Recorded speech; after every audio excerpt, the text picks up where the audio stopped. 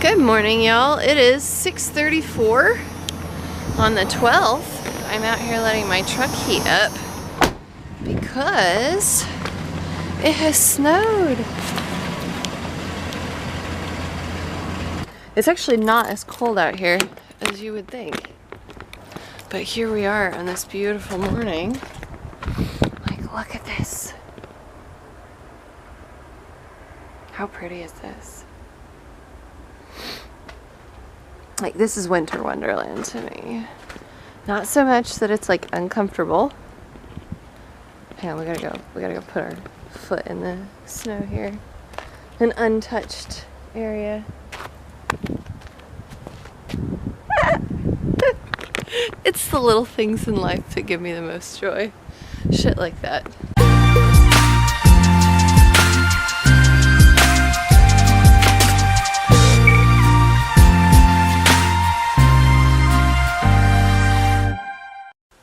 Hey guys, it is about 3 o'clock on Monday the 12th. You guys saw that little snowy intro. It was pretty fun this morning to wake up to that. But now it is, what, 2 weeks post-show? I think we're starting on 3 weeks post-show. And I've gained a ton of knowledge. I've learned so much about myself, about others, about reverse diets, honestly so much. I'm going to tilt this up just a little bit. There we go. And I've had some postings that I've done on my Facebook, my personal Facebook, as well as my Facebook page for my YouTube and Instagram and all of that. And I've gotten some questions about some of the things that I've done through this, everything from meal planning to how I stayed consistent to just why I did everything that I did. And so I thought, you know what, this would be a great series. You know, here I'd wanted to film everything going into the show, and my anxiety and stress levels were just so high that, you know, maybe this could be the redeeming factor on all of that, because now, having done it, not just going through it, I can go back and tell you the things I should have done or should not have done. And so today I think should be the start of that series. Here we go. Here is why I chose to do a bikini competition without a coach, without a nutritionist, without anybody, with it just being me doing everything. So let's get into that. So why did I decide to do all of that shit?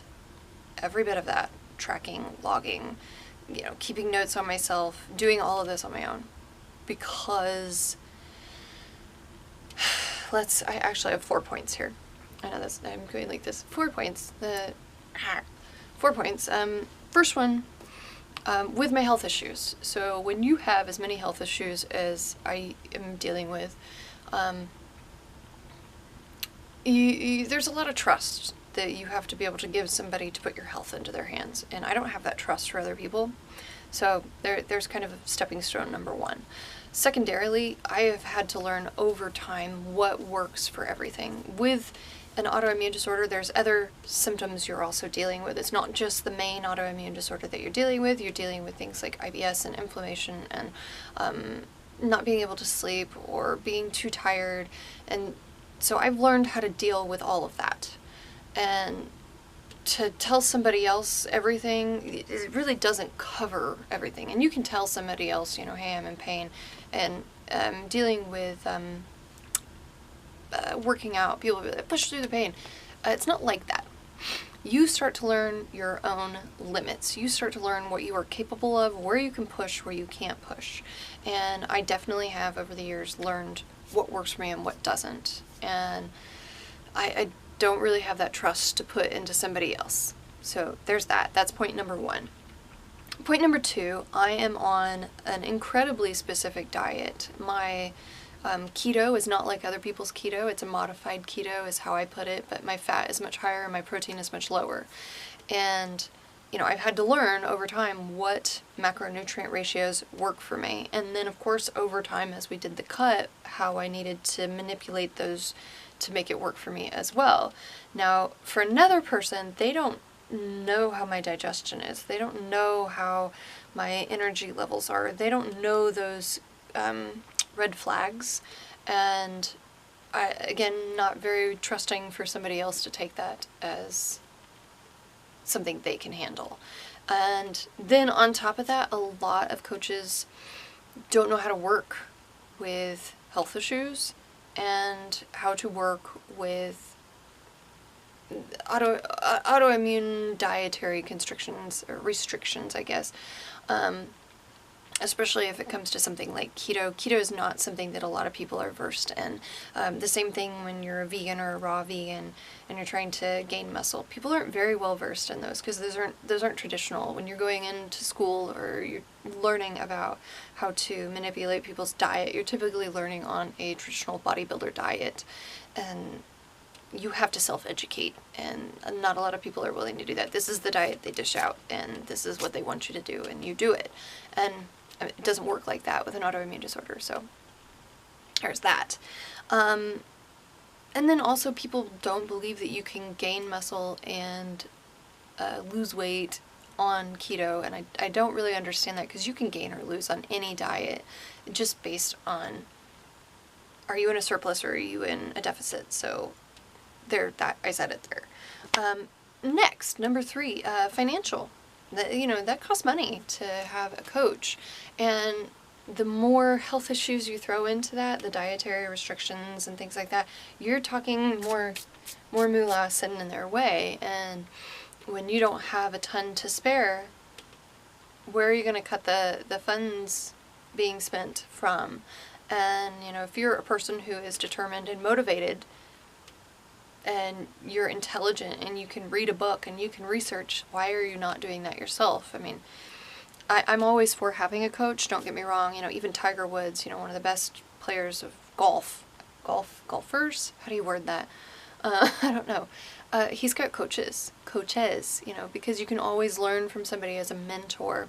And so I'm nothing against using a coach, but if you're doing this kind of like as a trial, do you really need a coach that first time? Unless you have no idea what you're doing, then yes, by all means, probably you should use a coach. But if you've had to work with your diet and calories and muscle building and things like that this long, it's kind of like, why are you not doing it? But anyways, so point number 4, why I chose to do this all without a coach. Why I chose to set every Saturday or Sunday or both and write out my workout plan for the week, write out my diet for the week, do my meal prep for the week, all of that. I sat and I did the calculations on it every single week. I changed the variables every single week. That was all me sitting for, 2 to 3 hours writing all of that out, and then going to the store to get everything, and then meal prepping. It was a lot. That is a lot of time and effort to put towards oneself.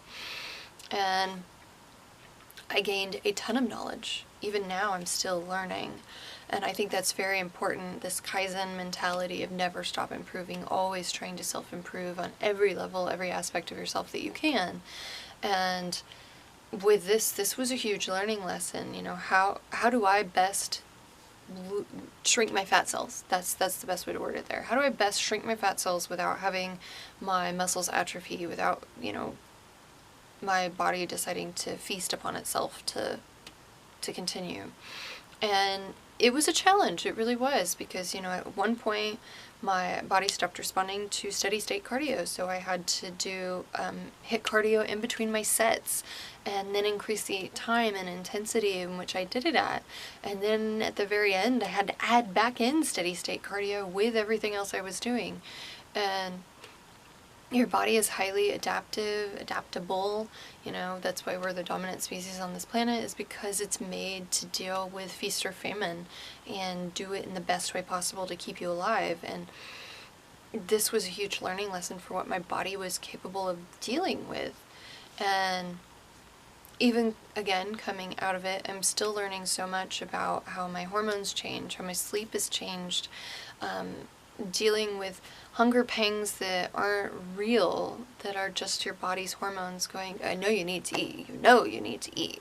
And, I'm reverse dieting, so this is taking a lot of mental energy as well. I'm still sitting here every week and doing those calculations, seeing what works. And, this why I did what I did, I've learned so much. and the knowledge that I have gained through this can help me in helping others, which is incredibly important to me. Not just to, have that Kaizen mentality, but also to help others. How can I help others? And now that I understand what it's like to be on low calories and to be hungry all the time, and then how your body deals with that, messing with your sleep and messing with your hormones, messing with your digestion, and then coming out of that, how the body is still flipping out. It didn't just flip the switch because you finished the show. It didn't just flip the switch because you stopped dieting.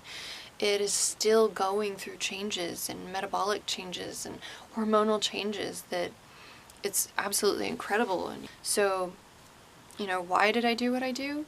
Because I have health issues that require very specific attention, and I don't think that other people are going to give it the attention that it needs. I have dietary restrictions that not a lot of people are willing to work with, and if they are, they expect you to pay them for that effort that they're having to put forth towards you. The cost for coach is immense, and we didn't have that financially at that time period to be able to do that. And lastly, I wanted to see what I was capable of doing. I wanted to see how the changes occurred. What would happen if I manipulated this? How did my body respond? Anyways, I think that should be the end of this little ramble on why I decided to do a bikini competition without a coach. And I think these next few in this series will actually be really informative and hopefully really helpful to others. I'm going to get into, like I said, everything from consistency to meal planning, how to build your diet, how to manipulate your diet, and cardio and workouts, and how I did it. And again, setting every week and writing it out like a normal coach would, sitting there doing it. But yeah, I will see you guys in the next video. I hope you enjoyed this note this morning. Check in with you guys later.